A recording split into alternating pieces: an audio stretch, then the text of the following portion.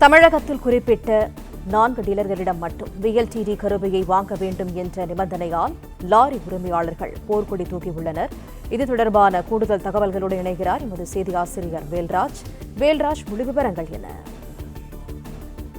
தமிழகத்தில் கனரக வாகனங்கள் மற்றும் பள்ளி வாகனங்களுக்கு VLTD என்று சொல்லக்கூடிய லொகேஷன் டிவைஸ் கருவி பொருத்துவதை கட்டாயம் என்று கூறி வட்டார போக்குவரத்து அலுவலகங்களில் திடீரென்று கெடுபிடி கிளம்பியது. குறிப்பாக கடந்த அக்டோபர் மாதம் முதல் அமலுக்கு கொண்டு வரப்பட்ட இந்த கருவி பொருத்தும் பணியானது நேஷனல் பெர்மிட் லாரிகளில் மற்றும் சரக்கு வாகனங்களில் இந்த கருவியில் பொருத்தும் பணிகள் துவங்கப்பட்டது. அப்படி கருவிகள் பொருத்தாத லாரிகளுக்கு உரிமத்தை புதுப்பிப்பதிலும் வட்டார போக்குவரத்து அலுவலர்கள் கெடுபிடி காட்டினர். உரிமத்தை புதுப்பித்து கொடுக்கவில்லை.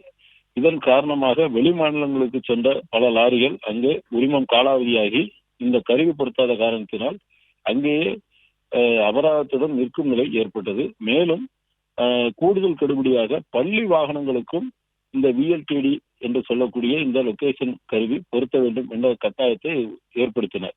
இதன் காரணமாக லாரி உரிமையாளர்கள் மற்றும் வாகன உரிமையாளர்கள், பள்ளி நிர்வாகங்கள் கடுமையான எதிர்ப்பை தெரிவித்தன. அதுவும் இந்த VLTD கருவி என்பது சுமார் 4000 முதல் 5000 வரை விலையுள்ள இந்த கருவி 18,000 வரை கொடுத்தால்தான் பொருத்துவோம் என்ற ரீதியில் இந்த கெடுபிடிகள் நிகழ்ந்தன. குறிப்பாக தமிழகத்தில் 37 நிறுவனங்களின் கருவி குறிப்பாக 4 டீலர்கள் மட்டுமே வாங்கி அவர்களிடமிருந்துமே வாங்க வேண்டும் என்று நிர்பந்திக்கப்பட்டனர் லாரி உரிமையாளர்கள். இதன் காரணமாக அதிக அளவு பணம் லஞ்சமாக பெறப்படுகிறது என்ற குற்றச்சாட்டு முன்வைக்கப்பட்டது.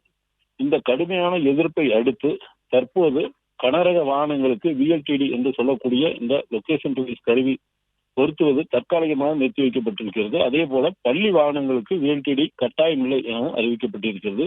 இந்த 2 மடங்கு விலைக்கு லொகேஷன் கருவியானது விற்பதாக புகார் இருந்த நிலையில் மறு நிர்ணயம், அதாவது அந்த கருவியின் விலையை மறு நிர்ணயம் செய்து அறிவிக்கும் வரை தற்போது இந்த கருவி பொருத்த வேண்டியது இல்லை என்று தற்காலிகமாக நிறுத்தி வைத்து போக்குவரத்து ஆணையர் உத்தரவிட்டிருப்பதாக தகவல் வெளியாகியிருக்கிறது.